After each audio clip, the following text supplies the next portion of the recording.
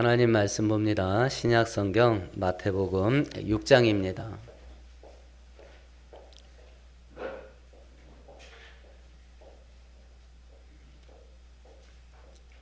(9절에서) (13절까지) 한 절씩 교독합니다.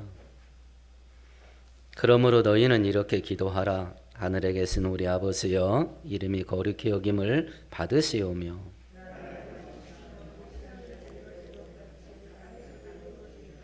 오늘 우리에게 일용할 양식을 주시옵고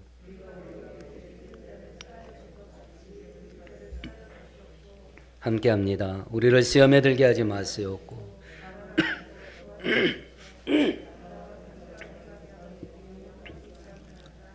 아멘. 아멘. 하늘나라 성품을 가지고 하나님의 본성을 갖고 살아가는 성도들은 이 땅에서 어떤 역할, 어떤 기능을 하게 되냐? 빛이 되고 소금이 된다. 그러면 성도들이 이렇게 죄가 폭발하는 이 약한 시대 속에서 이 좁은 길을 가야 될 이유가 뭐냐? 첫 번째는 우리가 하나님의 자녀이기 때문에 그렇다. 두 번째는 그것이 우리들에게 복이 되기 때문에 그렇다. 세 번째는 천국과 지옥이 있기 때문에 그렇다. 그러면 이렇게 천국의 본성을 가지고 살아갈 때에 일상생활 속에서 어떤 방식으로 살아가야 될 거냐 하는 실천 문제를 성경은 계속 우리들에게 교훈을 합니다. 특별히 6장 전체는 똑같이 하나님을 믿는다라고 하는 신앙생활을 하는데 개 중에는 죽은 신앙생활하는 사람이 있다. 그건 신앙이 아니라 종교다. 그냥 종교. 그러면 살아있는 신앙생활 그리고 하나님과 동행하는 신앙생활하는 천국 백성들의 신앙생활의 모습은 죽은 종교인의 모습과 어떻게 다르냐라고 하는 것을 바리새인과 비교를 해서 설명을 합니다. 구제를 놓고 죽은 종교인과 하나님 백성의 차이점을 말씀하셨고, 금식의 부분을 놓고 죽은 종교인과 하나님 백성의 차이점을 말씀하셨어요. 우리는 지금 몇 주째 기도에 관련된 것으로 죽은 종교인과 참 하나님의 백성의 차이점을 살펴보고 있는데요. 바리새인들은 기도의 대상이 누구냐면 사람입니다. 사람에게 보이려고 기도를 하기 때문에 사람 많은 데서 기도하고 사람 눈에 띄어야 되기 때문에 서서 혹은 손을 들고 기도합니다. 오래 기도하는 사람이라는 평가를 받기를 원하기 때문에 의미 없는 내용 계속 반복해서 중언부언합니다. 그러면 이런 죽은 종교인의 기도를 보면서 하늘에 속한 성도들은, 참된 성도들은 기도를 어떻게 해야 될 거냐 하는 것을 가르쳐 주는 것이 9절에서 13절까지입니다. 우리가 이 내용을 주기도문이라고 해서 구역예배 때나 수요예배 때, 그리고 교회에서 회의를 마칠 때나 주기도문을 암송을 합니다. 근데 하나님께서 우리들에게 이 말씀을 주실 때는 예우고 다녀라, 암송용으로 준 게 아닙니다. 기도를 그릇으로 비유를 해보십시다. 그릇으로. 바리새인의 기도 그릇에는 내용이 있었습니까? 없었습니까? 없었습니다. 중언부언이 담긴 거예요. 내용 없는 빈말입니다. 하나님께 기도한다고 기도의 그릇을 딱 들었는데 그 기도의 그릇에 기도의 내용이 없어요. 예수께서 우리들에게 교훈하시는 이 주기도문의 내용은 기도를 할 때 기도의 그릇에 이런 내용을 담아서 기도를 올려드려라 라고 하는 기도의 방법을 말씀해 주신 것이지 이걸 암송해라 라고 하신 건 아닙니다. 그러니까 기도하실 때 주기도문 순서에 따라 기도의 내용을 올려드리면 아주 좋은 기도가 되겠죠. 주기도문 순서에 따라. 하나님을 위한 기도 3가지. 자기 인간에게 필요한 기도의 내용 4가지. 그러면 그 외에 다른 건 안 되냐? 웬만한 기도의 제목들은 여기 다 포함됩니다. 여기에 자기 형편껏 담아드리면 돼요. 기도의 대상이 누구냐? 참된 성도가 기도할 대상은, 바리새인들은 사람을 보고 기도를 했습니다. 그러면 참된 성도는 기도의 대상이 누구냐? 9절에 보니까 기도를 시작할 때 하늘에 계신 우리 아버지라는 말을 기도의 서두에 붙여라. 이유가 뭐냐? 우리가 기도하는 대상은 다른 신이 아니다. 하나님께 기도하는 거다 라는 사실을 네가 기도 시작하면서 네 입으로 고백해라. 네 입으로. 내가 지금부터 기도할 건데 이 기도는 다른 대상에게 기도하는 게 아니라 하나님께 하는 겁니다 라고 하는 사실을 네 입으로 고백하면서 기도를 시작해라. 하나님께 기도하는 것, 우리의 기도의 대상은 하나님입니다. 그런데 그 하나님은 특징이 2가지가 있네요. 9절만 같이 읽어봅니다. 그러므로 너희는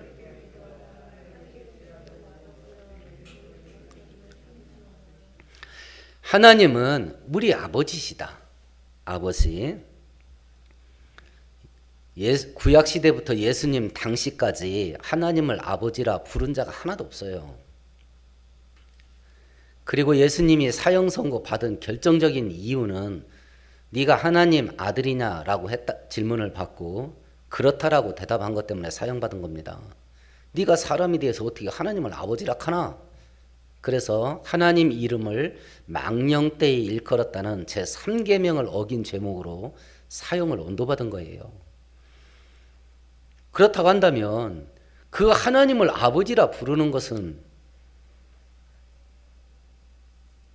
특권이겠어요? 올감이겠어요?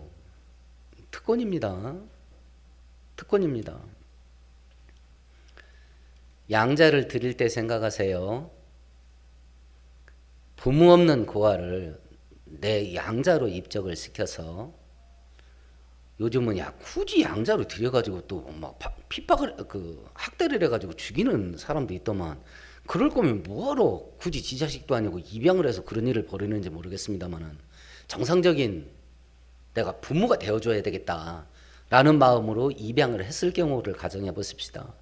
그러면 그 부모 없던 그 아이가 입양이 돼서 새로운 부모가 생겨서 그 부모를 엄마 아빠라고 부르는 것이 그 아이에게 어떤 의미가 있겠습니까?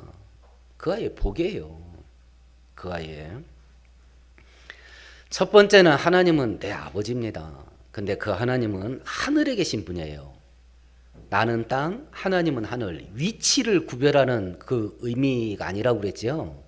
성경에서 여호와 하나님을 하늘에 계시다는 그 표현으로 굉장히 많이 반복하는데 전능자라는 뜻이에요. 전능자. 전능한 능력이 있기 때문에 못할 일이 없습니다. 태양을 멈출 수 있는 능력이 있어요. 여호수아 10장에. 그래서 하루가 1박 2일 됐던 적이 있었죠. 전장에서 승리를 하게 됩니다. 요한복음 11장에 보면 죽은 지 4일 지나서 구더기가 끓고 있는 나사로를 살려냈습니다. 못할 일이 없어요. 못할 일이 없는 전능한 하나님이 내 아버지입니다. 그러면 그 아버지께 기도할 때 우리에게 어떤 소망이 있냐? 첫 번째, 응답하신다. 두 번째, 제일 좋은 것 주신다. 이 소망 갖고 기도하는 겁니다. 이 소망 갖고. 하나님의 전능하신 능력이, 이 능력의 이 덩어리가 얼마나 크냐, 능력의 분량이 얼마나 크냐, 이건 우리가 이해를 못해요. 이걸 이해할 수 있는 그나마 가장 좋은 방법이 천문학을 보는 거라 그랬죠. 우주 연구를 보세요. 책 보라는 이야기가 아닙니다. 스마트폰으로 보세요. 재미있게 꾸며진 그런 천문학에 대한 동영상들이 수천 수만 개가 올라왔습니다. 길이도 길지도 않아요. 짧은 건 5분짜리, 길면 10분짜리입니다. 그런 것들을 눈여겨보게 되면 와, 하나님이 이렇게 광대하구나, 하나님의 능력이 이 정도구나 하면 내 인생 하나 바꾸는 건 진짜 아무것도 아닙니다. 아무것도 아니에요. 그 하나님의 전능하심이 조금이라도 이해가 되면 내 문제 놓고 기도할 때 가능성 안 따집니다. 확률 안 따져요. 가능성과 확률을 따지니까 기도하면서도 의심이 되는 거라. 그 전능하신 무한대이신 하나님의 능력을 놓고 기도를 하는데 이건 될까 말까 될까 말까 될까 말까 막 계속 그렇게 기도를 하는 이유가 뭐냐. 하나님의 전능하신 능력에 대한 이해의 결핍이에요. 그걸 뚫어야 돼. 그걸 뚫는 가장 좋은 방법이 핸드폰으로 천문학 동영상 보는 겁니다. 아마 한 100개 정도 보면 웬만하면 뚫릴 겁니다. 자기 전에 꼭 보세요. 자기 전에 쇼핑하는 그런 거 보면 꿈에 빨간 드레스를 줄까 파란 드레스를 줄까 이런다고. 자기 전에 그런 걸 보면 하나님의 능력이 우리 그 무의식에 각인돼요. 자기 전에 그걸 보게 되면 그러면 믿음의 담대함이 생겨요. 믿음의 담대함이. 그 재밌는 거 그만 보세요. 재밌고 끝입니다. 유익한 걸 보세요. 유익한 걸. 꼭 봐야 된다면 말입니다. 웬만하면 보지 마세요. 뇌가 썩어요. 그건 과학자들이 증명한 거예요. 전두엽이 멈춘대요. 텔레비를 보거나 동영상을 볼 때는 전두엽이 기능이 뭔데요? 분석하고 옳고 그른 걸 분별하고 이런 판단 능력을 하는 게 전두엽인데 그거 볼 때는 이게 멈춰 있대 이게. 그러니까 뇌가 썩는 거예요. 하나님께서 우리에게 주신 많은 창조의 선물이 있는데 육체적으로 준 것 기능 중에 최고는 두뇌예요. 두뇌. 머리. 최고의 선물인데 그게 썩어요. 그걸 하루에 5시간씩 보는 거예요. 머리를 썩게 하는 그걸. 아이들이 그거 만지면서 이거 찾고 저거 찾고 합니다. 똑똑해지는 게 아닙니다. 기계를 잘 만지는 거예요. 뇌는 멈추고 기계는 잘 만지는 겁니다. 생각해서 아이들한테 그거 넘겨주세요. 생각을 하고. 그럼 우리 애들 안 보냐? 없으면 죽으려고 합니다. 목사 자식도. 저는 아이들 초등학교 다닐 때 핸드폰 여러 번 부셨어요. 그거 막 붙잡고 막 그래가지고. 그래도 이렇게 됩니다. 근데 아무렇지도 않게 넘겨주면요. 우리는 세상에 포로가 될 수밖에 없는 이유가 있습니다. 있어요. 기도의 접시에 담아야 될 첫 번째 기도. 하나님 이름이 거룩히 여김 받게 해달라고 기도해라. 하나님 이름이 높아지기를 원합니다. 칭찬받기를 원합니다. 영광 받기를 원합니다. 찬양 받기를 원합니다. 그걸 기도해라. 그걸. 하나님을 위한 기도의 내용을 먼저 하락할 때는 기도의 주인공이 내가 아닌 것 같아요. 기도의 주인공이 하나님인 것 같습니다. 기도가 뭐냐라고 할 때 기도는 내 마음의 소원을 하나님께 아래서 응답받는 겁니다 라고 생각하는 경우가 거의 대부분일 겁니다. 그런데 예수께서 우리들에게 가르쳐주신 기도의 모범을 보면 기도의 정의가 뭐냐? 내 소원을 하나님께 아래서 응답받는 게 아니라 하나님의 소원이 이루어지게 해달라고 기도하는 것이 기도의 핵심이다. 내 소원이 아니라 하나님 소원이 이루어지게 해달라는 걸 기도하는 것이 기도의 핵심이고, 내 필요한 것들을 주십시오. 내 필요를 위해서 기도하는 것이 기도의 핵심이 아니라 하나님이 필요로 하시는 것들이 채워지게 되기를 원합니다. 하나님의 필요를 위한 기도가 더 중요하다. 그래서 기도의 주인공은 내가 아니라 하나님이다. 이걸 말씀해 주는 거예요. 그래서 심지어는 나의 필요를 위한 기도를 할 때도 첫 번째 기도 제목과 엮일 수 있어야 됩니다. 우리의 가장 많은 분량을 차지하는 기도는 돈 문제, 자식 문제, 뭐 직장과 사업 문제, 뭐 이거에서 벗어나는 분 계세요? 이것과 연관된 기도 제목 말고 다른 것 막 기도하시는 것이 있는지 모르겠습니다. 거의 대부분이 여기에 엮일 겁니다. 그러면 나는 목사인 저는 돈 기도 안 하냐? 무슨 소리입니까? 돈이 얼마나 좋은데요. 저도 돈 많이 생기게 해달라고 기도합니다. 이유가 뭐냐는 겁니다. 부자 되게 해주세요. 이유가 뭐냐는 겁니다. 첫 번째 기도 제목과 엮여야 됩니다. 하나님, 저한테, 제 자식들한테, 제 가정에, 제 직장에, 제 사업장에 돈을 많이 주세요. 그래서 하나님이 기뻐하는 일, 하나님이 원하는 일을 제가 그 돈 갖고 힘있게 해드리고 싶어요. 그게 진짜여야 됩니다. 이 빠다발른 말이 아니라 하나님 듣기 좋으라고 하는, 본심은 돈이 너무 좋아. 그런데 하나님 듣기 좋으라고 하는 말이 아니라 그게 진짜여야 돼. 그게 진짜여야 됩니다. 돈 버는 목적이어야 돼요. 우리 애들이 성공하고 출세했으면 좋겠습니다. 효경이라는 책을 보면 효도의 마침이 뭐냐면 세상에서 출세해서 부모의 이름을 높여드리는 것이다. 이것이 효도의 마침이라 효경이라는 책에서 말을 해요. 근데 성경에 보면 그게 하나님께 효도하는 마지막 길이에요. 하나님의 이름을 영화롭게 하는 거. 나 때문에 하나님이 칭찬받게 하는 거. 저는 그 일을요, 돈 갖고 하고 싶어요. 하는 분이라면 돈 많이 달라고 기도하세요. 저는 제 자식들이 성공하고 출세해서 제 자식들이 그 성공한 그 출세한 지위를 이용해서 하나님의 이름을 영화롭게 하는 일에 도구로 우리 자식들이 쓰임받았으면 좋겠습니다. 이게 진짜여야 됩니다. 이게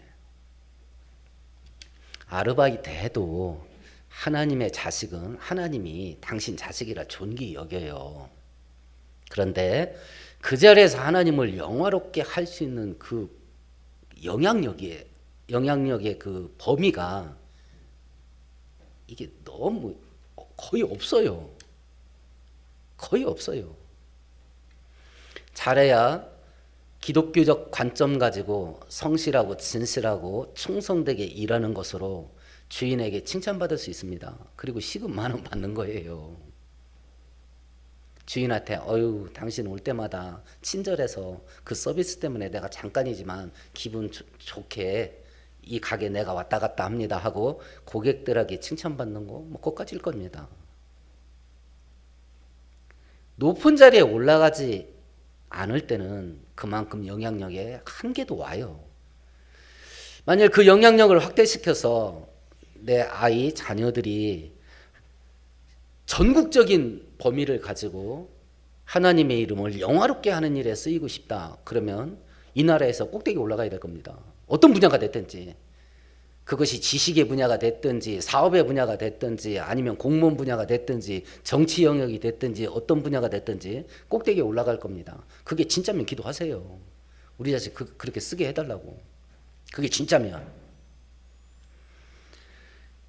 가정이 행복하기를 기도하세요. 근심 걱정 없이. 이유가 뭡니까? 이유가. 우리 가정이 그런 가정 되게 하셔서 내 주변에 있는 불신자 가정이 우리 가정을 볼 때마다 하나님을 칭찬할 수 있게, 그런 말이 절로 나올 수 있게 우리 가정을 복되게 해주세요. 그리고 그 마음이 진짜여야 됩니다. 진짜여야 돼요. 그러면 하늘 열립니다. 그럼 하늘 열려요. 오늘은 하나님을 위한 두 번째 기도 제목을 살펴보십시다. 10절을 같이 읽어봅니다. 나라가 임하시오며. 하나님 나라가 임하기를 원합니다. 쉬운 말로 표현하면 하나님 나라가 빨리 왔으면 좋겠습니다. 이런 뜻이에요. 하나님 나라가 빨리 온다. 주님 재림이 빨리 됐으면 좋겠다. 내가 천국 빨리 갔으면 좋겠다. 다 같은 의미입니다. 다 같은 의미예요. 그러면 아직 하나님 나라가 완성되지 않고 천국이 하늘나라에서는 천국이 완성됐습니다. 아직 이 땅이 존재하는 동안에는 그럼 천국은 어떤 상태에 있냐? 예수님께서 30살 되었을 즈음에 이제 구원자 사역을 공식적으로 시작을 하면서 맨 처음 내뱉은 말이 뭔지 혹시 기억나십니까? 회개하라, 천국이 가까웠느니라. 천국은 이미 왔습니다. 2000년 전에. 천국의 핵심은 공간이 아니에요. 천국의 핵심은 하나님입니다. 그 하나님 대신 예수님이 이 땅에 오셨잖아요. 그러니까 천국이 이미 온 거예요. 천국은. 그리고 예수께서 2000년 전에 십자가 죽으시고 부활하시고 승천하셨습니다. 그럼 지금은 아니냐? 바리새인들이 천국을 보여달라고 그랬습니다. 그랬을 때 누가복음 17장에 예수께서 대답하여 이르시되 하나님 나라는 볼 수 있게 임하는 것이 아니요 또 여기 있다 저기 있다 있다고도 못하리니 하나님의 나라는 너희 안에 있느니라. 지금 여기 있대요. 하나님께서 만왕의 왕으로 다스리고 통치하는 그곳에 하나님 나라는 현실적으로 존재합니다. 내 인생 속에서 나 하나가 하나님을 왕으로 인정하고 왕 대신 하나님의 통치를 받으면서 순종하면서 살아가면 내 인생 속에 하나님 나라가 임한 겁니다. 내 가정이 하나님을 왕으로 인정하고 하나님의 통치 다스림에 복종하고 순종하게 되면 내 가정 안에 하나님 나라가 임한 겁니다. 우리 국가 영역 가운데 남한 가운데 하나님을 인정하지 않고 하나님을 배척하는 사람들 그런 영역들이 존재합니다. 거기에는 하나님의 나라가 임하지 않았습니다. 이해되십니까? 하나님 나라가 지금 여기에 우리와 함께 있다는 의미가 뭔지 하나님의 통치권. 하나님의 다스리는 그 통치권이 받아들여지냐 안 받아들여지냐. 받아들여지는 곳에서는 하나님의 나라가 임한 거예요. 하나님의 나라가. 미국 대통령이 아무리 힘이 세도 제가 미국 대통령 통치 안 받지요. 마찬가지입니다. 우리가 세상 나라에 살지만 하나님 나라 통치권을 인정하고 그 통치권 아래서 살아가면 내 인생 속에 하나님 나라가 임한 겁니다. 과거에 왔고 지금 존재합니다. 그러나 아직 완성되지 않았습니다. 실질적으로 천국에 내가 가야 하나님 나라가 완성됩니다. 그건 두 가지, 천국에 가는 방법은 두 가지가 있습니다. 가장 확실한 건 내가 죽어서 가는 겁니다. 내가 죽어서 가는 거. 두 번째는 나 살아있을 때 예수님 올 때 오는 겁니다. 그러면 이제 천국이 완성됩니다. 이걸 놓고 기도를 하라는 거예요. 하나님 나라가 빨리 왔으면 좋겠습니다. 하나님 나라가. 그렇다고 한다면 이 하나님 나라가 빨리 왔으면 좋겠습니다. 이 기도를 진짜 하는 성도라면 첫 번째 의미를 둬야 될 게 뭐냐면 내 인생 속에서 하나님의 통치권이 온전히 회복되게 사는 거. 이건 해야 될 거 아니냐.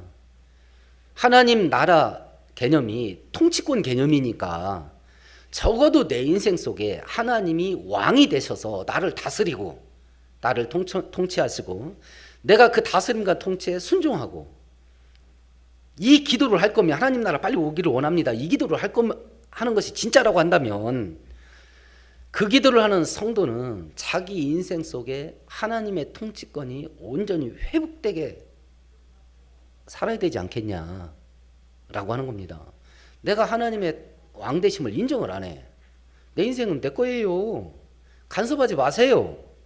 하나님이 하실 일은 나한테 은혜 쏟아지게 부어주시고 간섭을 안 하는 것이 나를 위해서 제일 좋은 겁니다. 이게 대부분 현대 기독교인들의 마음이에요. 줄 건 왕창 주고 간섭은 안 하고. 이게 현대 기독교인들의 특징인데 이건 하나님의 통치권을 무시하는 거예요. 그러면 내 인생 속에 하나님은 내 노예. 내가 원하는 것을 해주는 내 노예. 하나님의 나라가 빨리 오기를 원합니다 라는 기도가 진짜라고 한다면 내 인생 속에 하나님의 통치권이 회복되게 하나님이 왕으로 나를 다스리시고 나는 그 통치에 복종하면서 사는 거, 이것이 온전해져야 돼요. 이것이. 근데 이게 안 된다. 안 되는 이유가 뭐냐? 에베소서 2장 한번 찾아보십시다. 신약성경 310페이지입니다.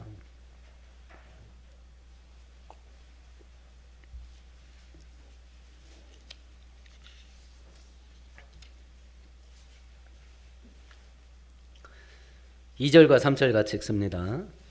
그때에 너희는 그 가운데서 행하여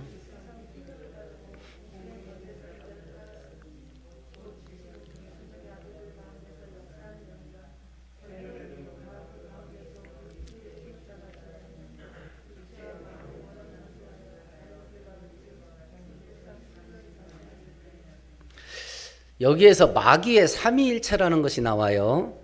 첫 번째는 세상의 풍조, 세상입니다. 두 번째는 공중권세 잡은 자, 마귀입니다.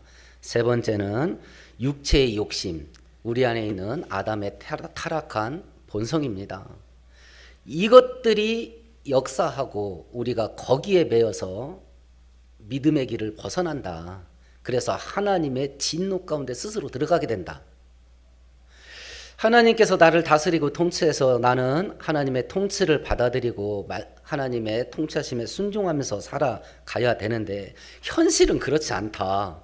마귀가 있고 마귀의 주도권이 역사하는 세상이 있고 그리고 우리 안에 그 죄의 유혹 앞에서 내가 목이 끊어져도 이 일은 안 된다.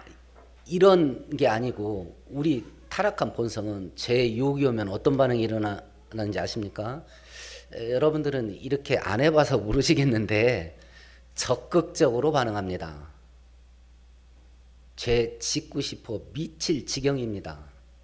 그 반응이 일어납니다. 죄의 유혹이 오면 그럼 본인들이 혹여라도 그런 분이 없었겠지만 혹여라도 죄 짓고 불순종하게 있었다면 한번 생각해 보셔요. 하면 안 되는 걸 알았을 겁니다. 근데 왜 했는데요? 하면 안 되는 걸 알면서도 하고 싶어 미치겠는 거 아니에요. 그래서 한 거잖아요. 그래서 죄는 마지못해 한 죄가 없습니다. 하고 싶어서 한 겁니다. 하고 싶어서 미칠 지경이라서 한 겁니다. 그래서 죄의 책임을 피할 수가 없어요. 심지어는 하나님께서 신호까지 줬다고 그거 아니라고. 신호까지 줬는데도 했어요. 그거 하고 싶은 마음을 못 이겼던 거예요. 그래서 하나님의 통치권이 내 인생 속에 회복되려면 어떤 과정이 필연적이냐면 영적 전쟁을 피할 수가 없어요. 마귀와 세상과 내 안에 있는 아담의 타락한 본성이 계속 하나님을 대적하게 만드니까 이것과 싸우는 영적 전쟁을 피할 수가 없어요. 근데 내 힘 갖고 못 이기잖아요. 그래서 심령이 가난할 수밖에 없어요. 내 힘 갖고 안 되니까 은혜를 구할 수밖에 없고 하나님을 기댈 수밖에 없습니다. 근데 끝까지 기댈 수 있나? 넘어지고 쓰러지지. 그래서 천국의 백성 특징 중에 하나가 애통하는 자예요. 엉엉 웁니다. 자기 죄 때문에. 신세타랑 때문에 울고 무시당해서 울고 고달퍼서 울고 그래서 우는 게 아니라 이거 죄를 이겨야 되는데 이거 못 이기겠다 이거. 또 쓰러진다 또 쓰러져. 그것 때문에 우는 거예요. 천국 백성의 성품을 가진 자는. 그래서 하나님의 위로를 받고 살아요 또. 그래서 이 좁은 길을 가야 될 이유가 뭐냐? 복이 되기 때문에 가는 겁니다. 복이 되기 때문에. 이 기도를 하나님 나라 천국 빨리 왔으면 좋겠습니다 라는 기도가 진짜라고 한다면 첫 번째 자기 인생 속에서 하나님의 통치권에 순종하는 게 있어야 될 겁니다. 두 번째는 영적 전쟁이 있어야 될 겁니다. 세 번째는 천국에 대한 자기가 천국이 빨리 왔으면 좋겠다고 한다면 천국에 대한 소망이 불이 붙어야 될 겁니다. 예수 믿다 죽으면 천국 가겠지. 이런 정도가 아니라 열망이어야 됩니다. 갈망이어야 됩니다. 가고 싶어 죽을 것 같은 헐떡거림이어야 됩니다. 이게 빌립보서 1장에 이런 구절이 있습니다. 나는 이 둘 사이에 끼어 있습니다. 내가 원하는 것은 세상을 떠나서 그리스도와 함께 있는 것입니다. 그것이 훨씬 더 좋으나 내가 육신으로 남아 있게 되는 것이 여러분에게는 더 필요할 것입니다. 이게 뭔 소리냐면 바울 사도가 로마 감옥에 2번 체포돼서 투옥됩니다. 빌립보서는 첫 번째 투옥됐을 때 쓴 편지예요. 빌립보 교회에게. 내가 이 감옥에 갇혀서 원하는 게 뭔지 아냐. 나는 빨리 죽어서 천국 가는 게 내가 제일 소원이다. 그런데 너희들을 위해서 하나님께서 나를 풀어줄 듯 싶다. 너희들을 위해서, 너희들과 내가 육신으로 함께 있는 것이 유익될 게 있어서 하나님께서 나를 이번에는 살려주셔서 풀어줄 것 같다. 그러면 바울 사도의 마음은 지금 기분이 좋아요, 나빠요? 기분이 나쁜 거요. 자기가 진짜 좋아하는 게 뭔데? 감옥에 갇힌 김에 죽어서 천국 가는 게 지금 자기가 막 그걸 고대하고 앉아 있는데, 아유, 하나님이 이번에는 너 석방시켜 줄란다. 이랬던 거예요. 그러니까 바울 사도가 기분이 굉장히 나빠요. 아니, 좋잖아요, 분위기가. 감옥에 갇힌 김에 죽으면 되잖아. 근데 굳이 풀어주시겠다네. 그래서 바울 사도가 마음에 서운함이 있어요. 나는 빨리 죽어서 천국에 가고 싶은데 니네들 때문에 하나님이 나를 이번에는 살려서 풀어주실 것 같다. 이렇게 말했던 거예요. 열망이 열망. 갈망이 있어야 돼요. 천국에 빨리 갔으면 좋겠는데 그 이유가 뭐냐? 지금 이 땅에서 사는 게 지긋지긋해 죽겠어. 그건 현실 도피입니다. 이 땅에 내가 재벌로 살아요. 내가 지금 대통령이에요. 이 땅에서 부귀영화를 누리면서 사는데도 마음은 천국 가고 싶어 환장하겠는 거야. 그 마음이어야 된다는 거예요. 그 마음. 그러면 천국 백성이 이 땅에 살아가면서 이런 마음을 품고 살아가야 될 이유가 뭐냐라고 하는 거예요. 제가 언제 이런 마음을 내 마음에 이렇게 천국에 대한 소망이 뜨겁구나 라는 걸 언제부터 소유하게 됐냐면 개척하고부터였던 것 같아요. 그러니까 18년 됐습니다. 제가 성직자 된 건 거나 30년 됐습니다. 그러면 목사가 되고도 성직자의 길을 걸어가면서도 전반부 한 12년 정도는 어떤 마음이었냐? 성경이 믿고 죽으면 천국 간다니까 뭐 천국 가겠지. 성경에 천국이 있다니까 천국이 있겠지. 이런 마음으로 살았던 거예요. 이런 마음으로. 그러니까 막 불붙은 열망은 없어요. 그러니까 불붙은 열망이 있으니까 저는 아이들한테 지금도 자주 얘기합니다. 엄마 아빠가 의식이 없어서 딱 쓰러지거든. 3일은 생명 연장 시도를 해봐라. 뭐 전기 충족도 하고 뭐 이것저것 링겔도 꽂고 해봐라. 근데 3일 지나서도 안 깨어나면 그 연명치료 하지 마라. 아빠가 천국의 문고리에 손을 얹었는데 굳이 전기 충격 가지고 아빠 깨우지 마라. 아빠 깨우지 마라. 천국 그냥 문고리 잡은 김에 천국 가게 해라. 그렇게 지금 얘기합니다, 애들한테.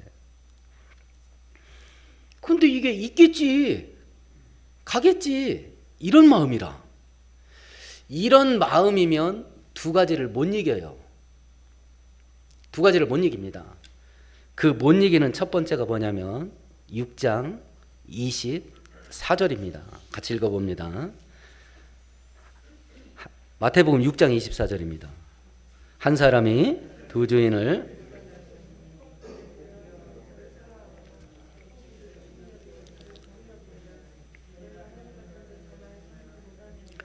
이걸 못 이겨요. 세상이나 세상에 있는 것들의 유혹, 물질의 유혹을 못 이깁니다.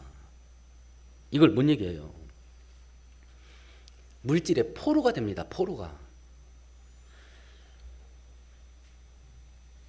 제자들이 예수님 3년 6개월 동안 따라다닙니다.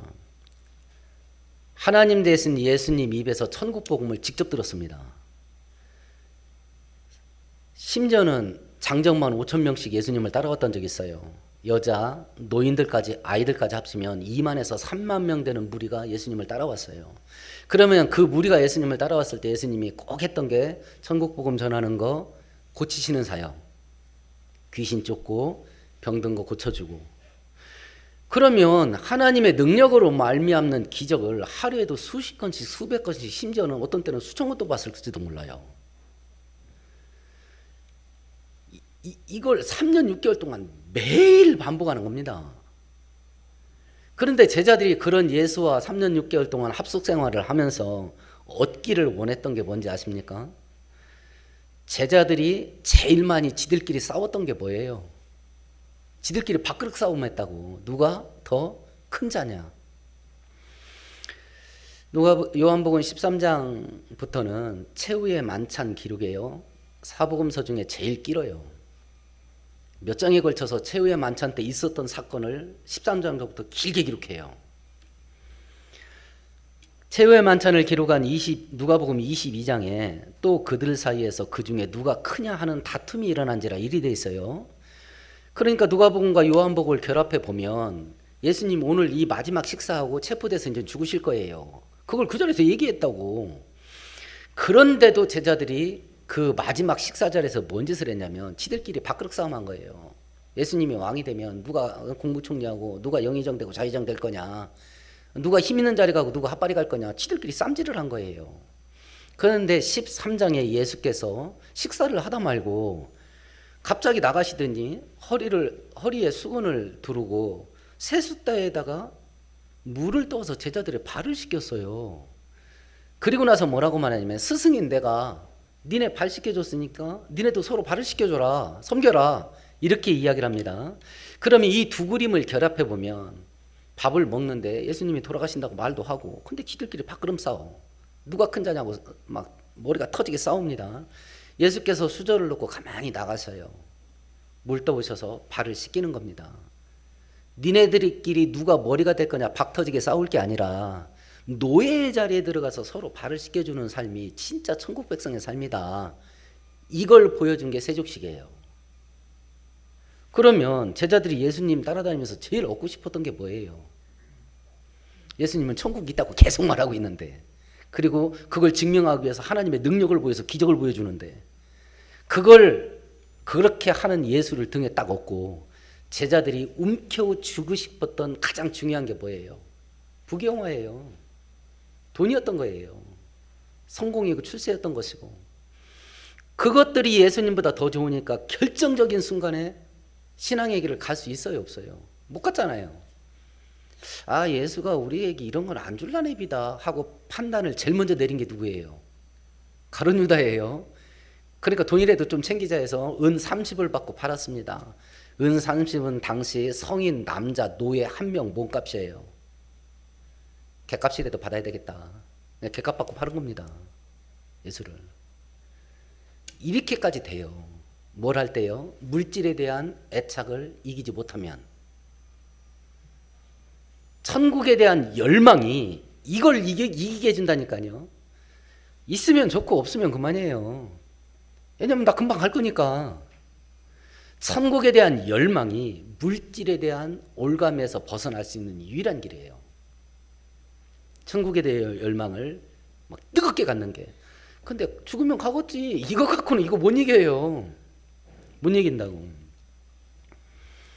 이 제자들이요, 세상과 결별을 이걸 끊는 계기가 있어요. 사도행전 2장에 나타나죠. 성령 충만받게 됩니다. 뇌 속에서 지각 변동이 일어났어요. 중심이 바뀌었어요. 그전에는 예수님을 죽여서라도 돈을 움켜쥐고 싶었어요. 그런데 지금은 하나님과 천국이 중심이 됐어요. 그러니까 나머지 것은 변방으로 밀린 거예요. 있으면 좋고 없으면 그만입니다. 세상이나 세상에 있는 것들, 물질적인 것들이 의미가 없어지게 됐어요. 필요가 없어졌다는 뜻이 아닙니다. 예수 잘 믿으면 밥 안 먹고도 사는 게 아닙니다. 예수 잘 믿어도 밥 먹어야 됩니다. 의미가 없어진 거예요. 성도들도 돈이 있어야 됩니다. 성도들도 밥 먹을 쌀이 있어야 됩니다. 음식을 만들 살림 도구가 있어야 됩니다. 집이 있어야 됩니다. 추위를 맞고 부끄러움을 가릴 옷이 있어야 됩니다. 있으면 됩니다. 의미가 없어요. 필요 없다는 말이 아닙니다. 있으면 됩니다. 밥을 해 먹을 수 있는 냄비가 있으면 됩니다. 거기에다가 의미를 부여하지 않습니다. 나는 팔자가 더러워서 평생에 한 번도 독일제 냄비 쓰지도 못하고 죽는다. 이 냄비가 독일제인지 문창시장 양은 냄비인지 의미를 부여하지를 않아요. 그냥 냄비 있으면 됩니다. 물질적인 것에 의미를 부여하지를 않아요. 있으면 됩니다. 없다. 그러면 수요일마다 재활용품 배출하잖아요. 아이고 바구니 이렇게 보고 쓸만한 거 있으면 하나 갖고 들어가서 사는 겁니다. 가오가 있지. 그거 주워다 쓰나. 자기 가오에 의미를 부여하면 고달퍼집니다. 추위를 피하고 부끄러움을 가릴 옷이 있으면 됩니다. 옷에 의미를 부여하지 않습니다. 그것이 뭐 샤넬이 됐든지 뭐 누구 똥이 됐든지 뭐가 됐든지 명품이 됐든지 뭐 문창표 길법 몸빼가 됐든지 의미를 부여하지 않아요. 있으면 됩니다. 있으면. 제가 요즘 그 어린 아이들을 이거 대체 이 세상이 너무 험하니까 어떻게 이게 제대로 교육시키는 거냐 해서 그 교육에 관한 책들을 읽는데 한 그 아이들 교육하는 그 교육에 관련된 일을 하는 분이 자기 아이 데리러 초등학교 마중 나갔나 봐요. 그러니까 이제 자기 딸내미하고 애들 친구가 우르르 나오는 겁니다. 그래서 야 누구야 해서 이제 손을 잡는데 다른 친구 애가 자기 딸한테 너 엄마야? 이러면서 이제 근데 너는 어디서 살아? 이랬나 봐요. 그러니까 뭐 몇 단지 뭐 어디 마을 뭐 이렇게 얘기했나 보죠. 그랬더니 개입에서 뭔 말이 나오냐면 34평 이러더라는 겁니다. 걔는 그 초등학교 다니는 그 어린애가 자기 친구들을 구분할 때 뭘로 구분하는 거예요? 아파트 평수로 구분하는 거예요. 34평 이러더라는. 그럼 분위기 보니까 걔는 34평보다 큰 집에 사는 것 같죠, 분위기가? 그러니까 자기보다 평수가 작으면 깔아보는 거예요.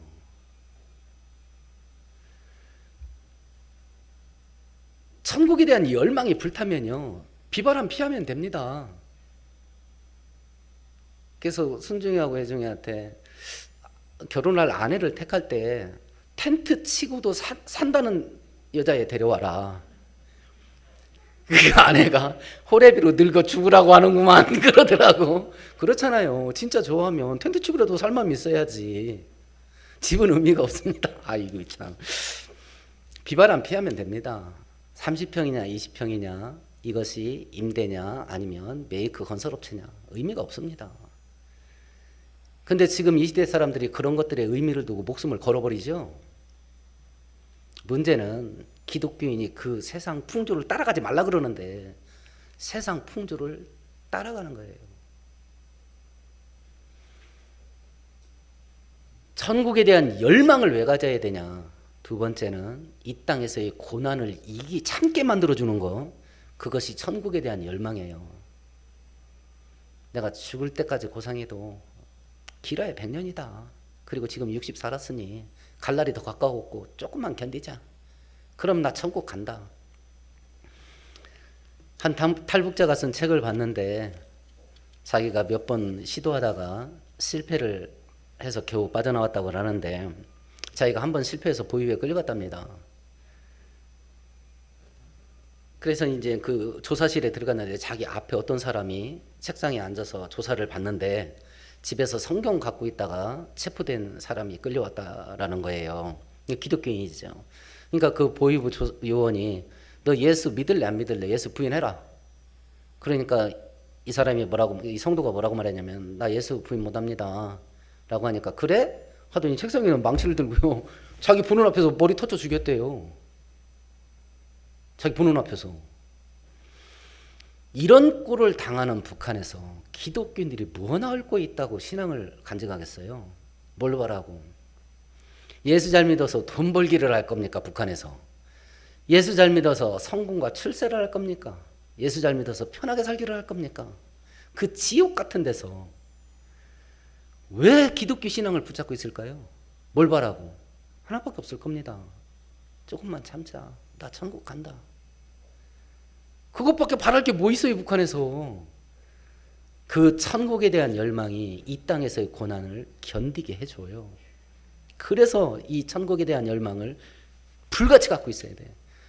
그래서 하나님께서도 늘 기도할 때 그걸 간절히 기도해라. 천국이 빨리 오게 해달라고. 육신 갖고 이 땅에서 살아가는 기간을 빨리 정리하게 해달라고 기도해라. 정리하게 해달라고.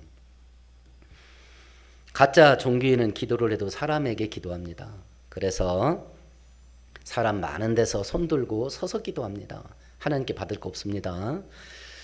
참된 성도는 기도의 접시에 어떤 내용을 담을 거냐? 하나님을 위한 기도의 내용을 먼저 담아라. 하나님의 이름이 영화롭게 되게 해달라고 기도하고 천국이 빨리 오게 해달라고 기도해라.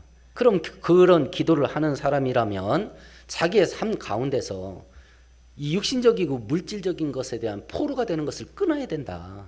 끊어야 된다. 이 땅에서 고난 겪을 수 있다. 견뎌야 된다. 근데 천국에 대한 열망이 뜨거우면 이긴다. 그거 이긴다.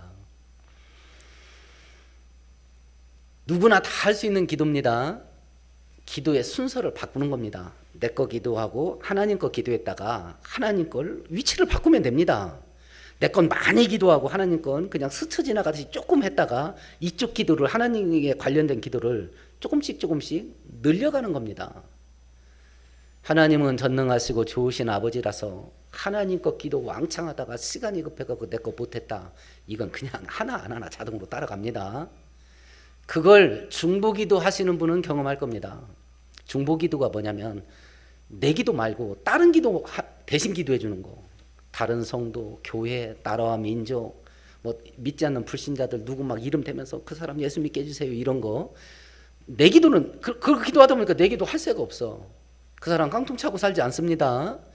자기 기도 굳이 안 해도 그런 걸 기도의 내용이 접시에 전부 담았다.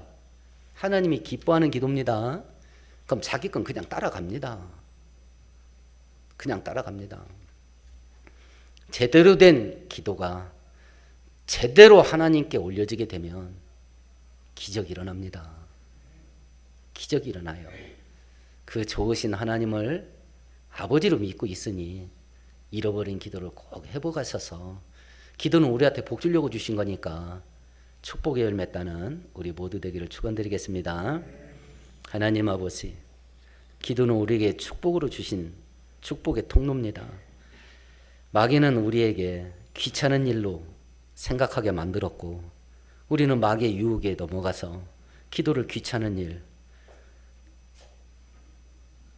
번거로운 종교적인 의무로 생각되어지게 되고 기도가 우리의 인생에서 사라지게 되었습니다. 가뜩이나 기도 없는 이 땅 가운데 이 코로나 사태가 지난 3년 동안 신랄같이 나약한 기도의 끈이 끊어지게 만들었사온데, 우리 가운데 다시 한번 기도가 불같이 일어나고 무엇보다도 주님 다시 오실 징조들이 큰 사건들로 날마다 보이고 있는 이때에 주님 재림을 기대하는 천국의 소망으로 뜨거워지는 성도 될 수 있도록 은혜하여 주옵소서. 예수님 이름으로 기도합니다.